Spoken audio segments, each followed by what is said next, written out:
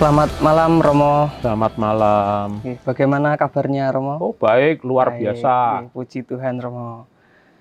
Tak lupa juga kami menyapa seluruh umat Katolik dimanapun kalian berada.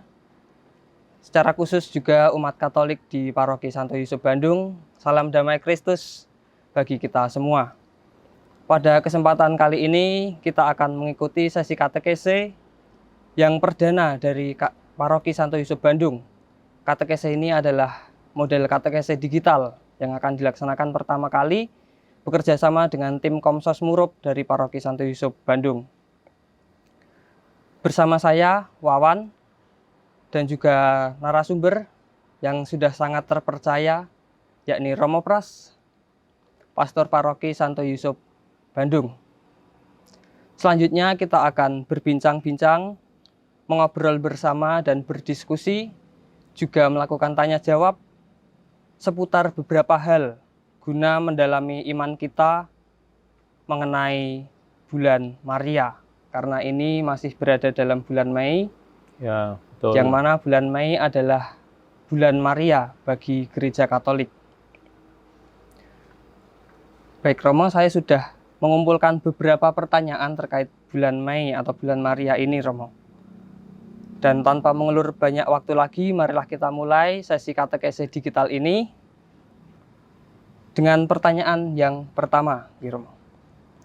Pertanyaannya, mengapa bulan Mei ini menjadi bulan yang didedikasikan bagi Bunda Maria? Ya, Pak Wan dan saudara-saudari yang terkasih. Mengapa bulan Mei didedikasikan kepada Bunda Maria? Karena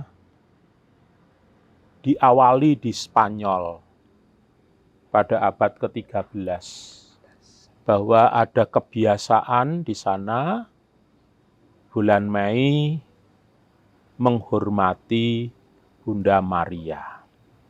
Dan itu semakin berkembang pada abad ke-18, di mana para Romo Yesuit memperkenalkan bagaimana umat diajak untuk mulai berdevosi kepada Bunda Maria. Dan itulah awal. Sehingga sampai sekarang, bulan Mei oleh Gereja Kudus dijadikan sebagai bulan Maria. Itu yang pertama. Lalu yang kedua, karena di bulan Mei juga ada pesta yang dirayakan oleh gereja untuk menghormati Maria, yaitu pesta Maria mengunjungi Elizabeth. Dan itu terjadi pada tanggal 31 Mei. Dan biasanya tanggal 31 Mei juga merupakan penutupan dari bulan Maria. Begitu, Wawan. Ya. Sepertinya Gereja Katolik sangat menghormati Bunda Maria dengan mendedikasikan bulan Mei ini secara khusus, Gimo. Nah, lalu apa yang membedakan dengan gereja lain dalam hubungannya Gereja Katolik dengan Bunda Maria, Romo? Dengan gereja lain, khususnya gereja Kristen, juga mengakui adanya Bunda Maria, karena dasarnya adalah kitab suci. Dan kitab suci menceritakan siapa itu Maria. Tetapi saudara-saudari kita tidak berdevosi. Sedangkan kita, orang Katolik, sangat berdevosi kepada Bunda Maria. Ini pembedaannya. Dan tentu kita tidak bisa menuntut saudara-saudari kita juga harus seperti kita. Ya. Yang penting apa? Yang penting bahwa mereka mengakui bahwa Bunda Maria adalah Bunda Yesus sendiri. Itu yang penting. Soal devosi, itu kita yang berdevosi, bukan mereka. Dengan demikian berarti ini mengharapkan umat Katolik bisa melakukan devosi lebih mendalam lagi mau dalam selama bulan Maria ini. Pasti, Pasti. pasti. Jadi bukan hanya sekedar formalitas bahwa bulan Maria jatuh pada bulan Mei dan lu setiap hari berdoa rosario misalnya, tetapi penghayatan, pendalaman iman, pengenalan akan Bunda Maria harapannya semakin tumbuh berkembang menjadi satu habitus, menjadi satu kebiasaan yang sungguh bisa menikmati, artinya menghormati, artinya berdevosi kepada Maria. Baik. Tadi sudah banyak disinggung mengenai berdevosi kepada Bunda Maria. Lalu selain itu apakah ada kegiatan lain yang biasa dilakukan umat Katolik selama bulan Maria ini, Romo? Pasti berdoa, Pasti berdoa. harapannya, ya toh? Ya. Maka ketika berdoa Salam Maria itu tidak hanya sekedar mengucapkan, tetapi juga harapannya sampai kepada satu keyakinan, iya ya, ini loh, Bunda Maria, Bunda kita yang harus dihormati. Itu satu. Lalu doa rosario pasti. Rosario. Dan saya selalu setiap hari berdoa rosario Iya. juga. Karena saya memang mencintai doa rosario itu. Tetapi tidak sekedar hanya berdoa, tetapi menikmati. Manik demi manik, butir demi butir, sebagai suatu keindahan. Ketika kita berdoa rosario. Lalu juga tentu kita berdoa malaikat Tuhan. Atau istilah sekarang yang terkenal Angelus. Dan umat biasanya sangat hafal dengan doa malaikat Tuhan ini. Dan tentu juga tidak lepas dari keberadaan Maria di masa Paskah. Itu ada yang disebut doa Ratu Surga.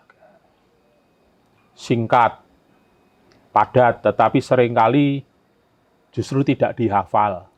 Banyak orang tidak memahami doa Ratu Surga ini.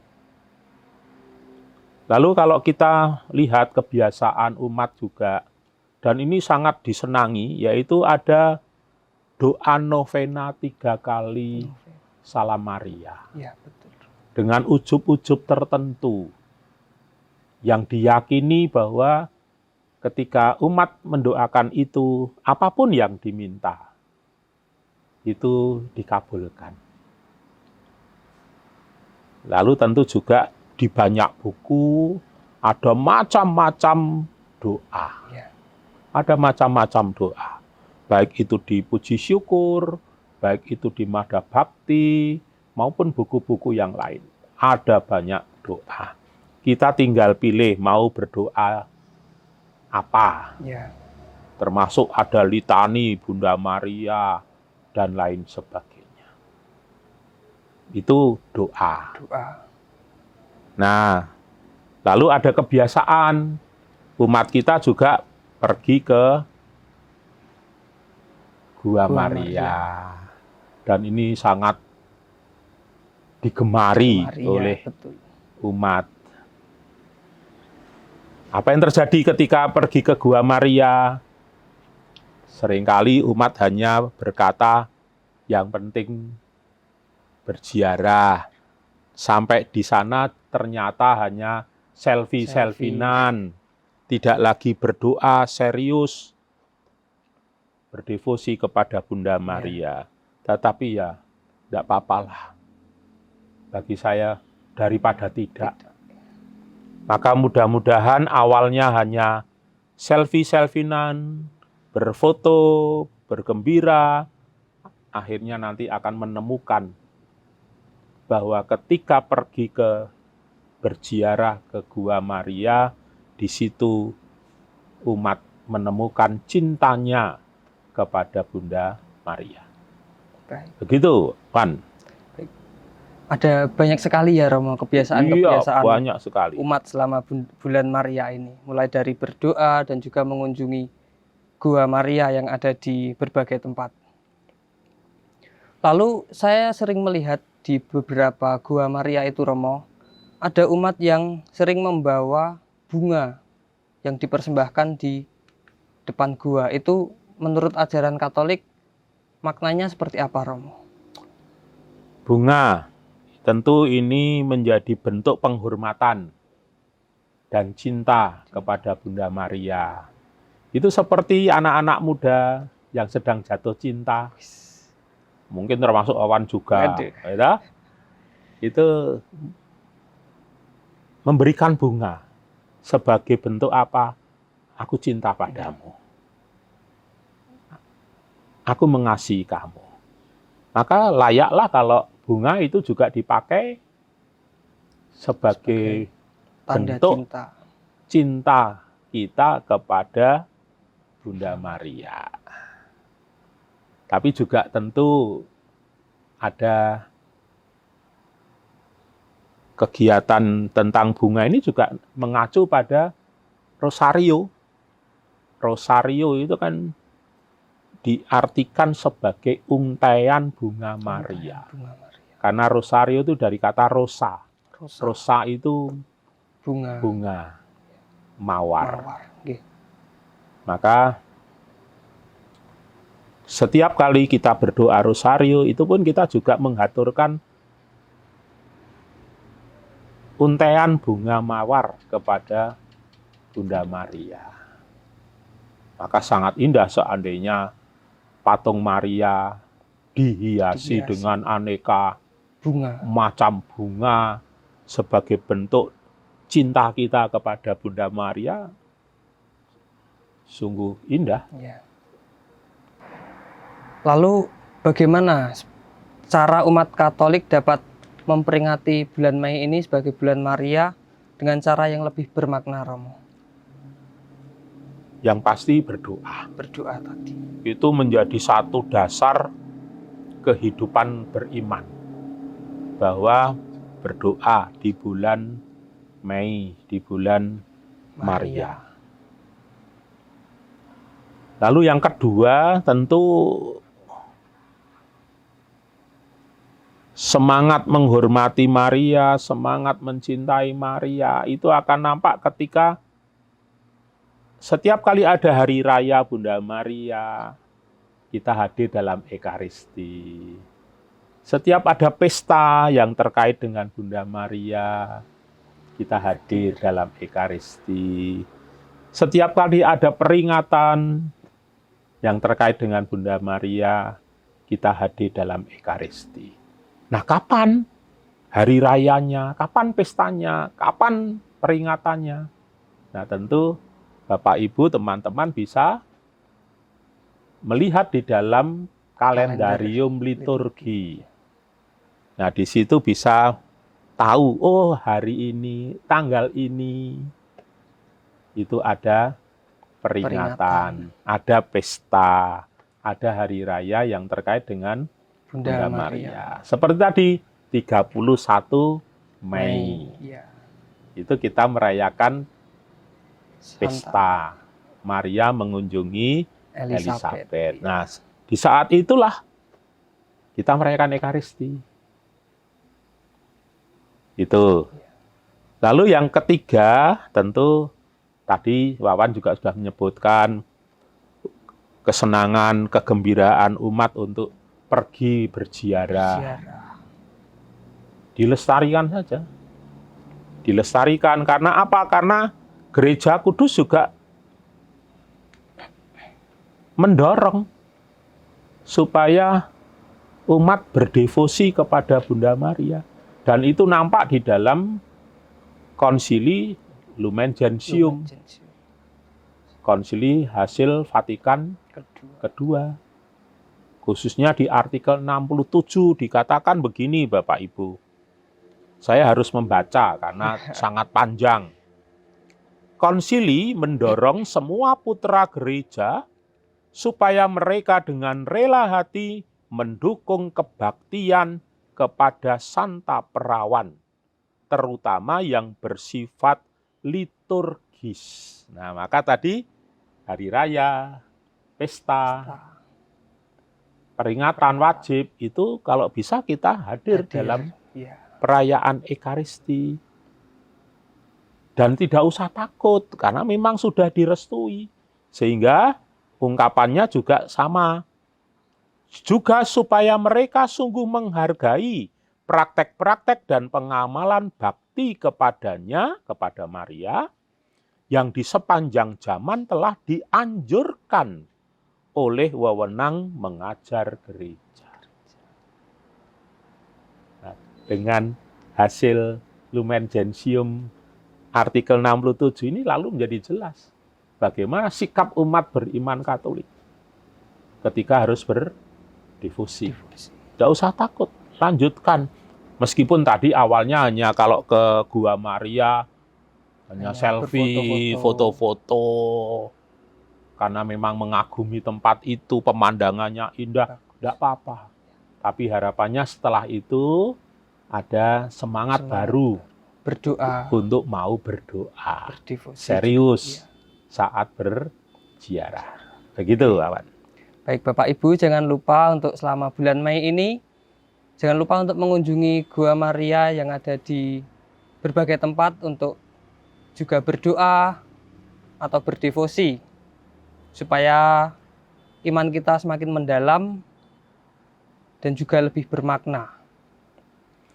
Dan Wawan, paroki kita punya dua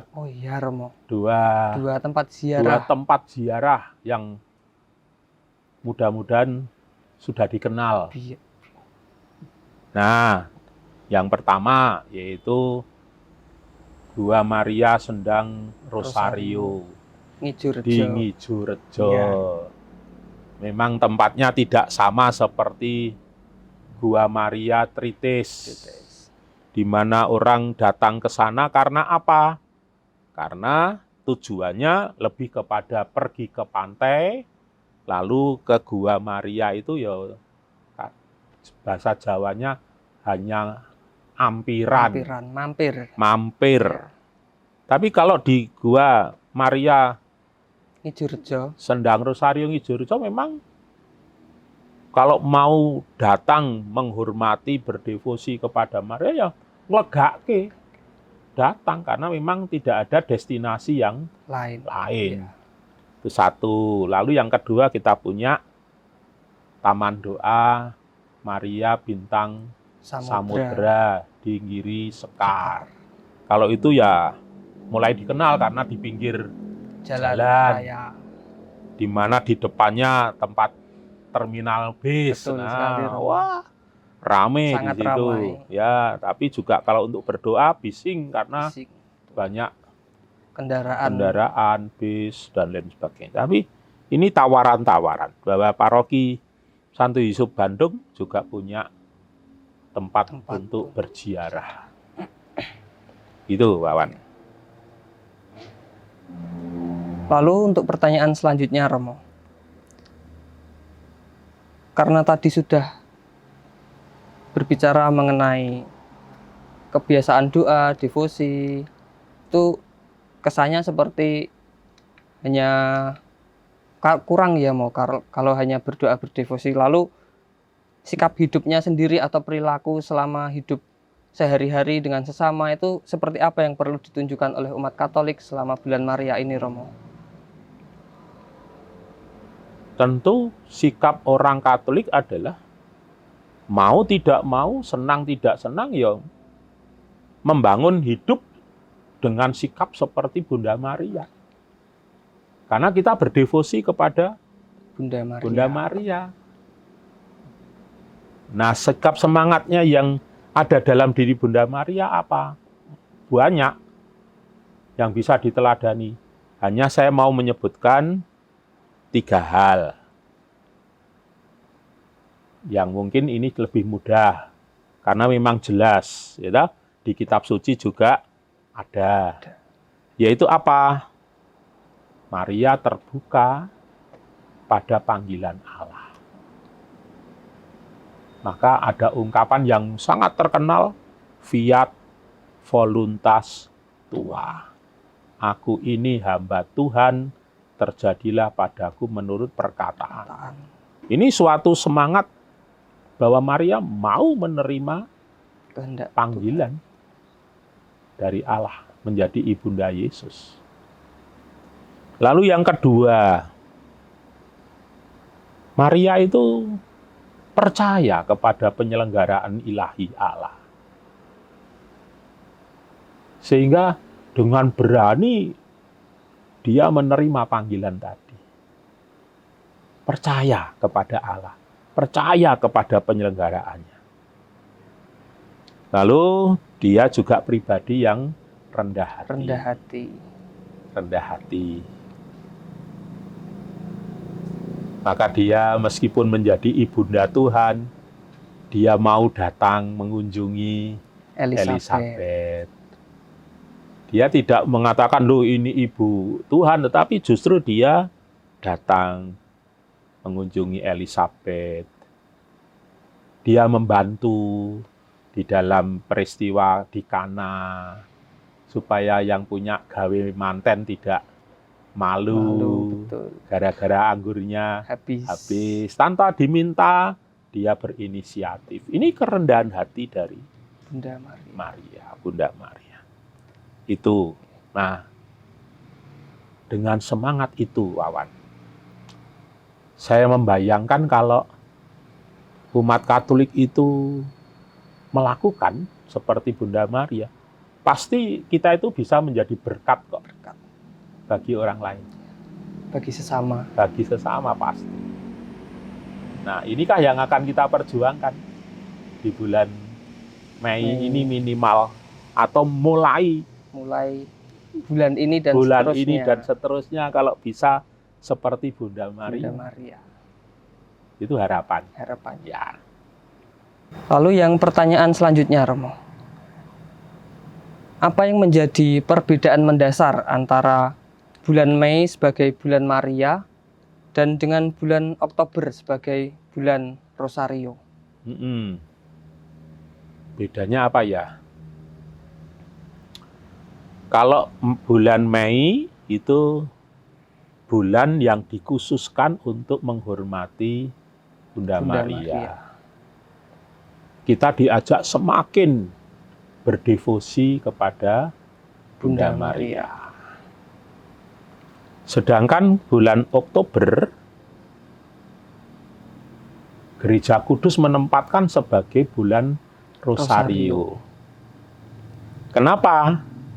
Karena di bulan Oktober itu ada peringatan wajib Maria Ratu Rosario. Dan itu tanggalnya tanggal 7 Oktober. Nah, mungkin dasarnya itu. Kalau tadi dasarnya bulan Mei, bulan Maria, salah satunya adalah tanggal 31 Mei. Nah, bulan Oktober salah satunya adalah 7 Oktober. Itu ada peringatan wajib Maria Ratu Rosario. Maka lalu bulan Oktober dijadikan bulan Rosario. Kegiatannya pasti sama. Antara bulan Mei dan bulan Oktober. Baik, mungkin itu saja Romo yang dapat saya tanyakan. Dan dengan demikian, sesi katekese digital ini sudah berakhir. Maka dari itu saya ingin mengucapkan terima kasih kepada Romo Pras atas kesediaan waktunya untuk bersama dengan kita mengisi katekese digital pada kesempatan kali ini. Dan semoga katekese digital ini mampu membantu kita semua, umat Katolik di manapun kita berada, untuk semakin mendekatkan diri kepada Yesus Kristus melalui doa dan devosi kita kepada Bunda Maria. Bukan begitu, Romo? Iya, per Mariam ad Jesum. Melalui Maria menuju kita sampai kepada Yesus. Maka melalui doa-doa devosi kepada Maria dengan berbagai macam cara, harapannya kita boleh semakin dekat dengan Yesus dan semakin mencintai Yesus. Baik. Per Mariam ad Jesu. Baik, umat yang terkasih dalam Kristus, demikianlah sesi katekese digital pada kesempatan kali ini. Saya Wawan. Sampai jumpa di sesi katekese digital berikutnya.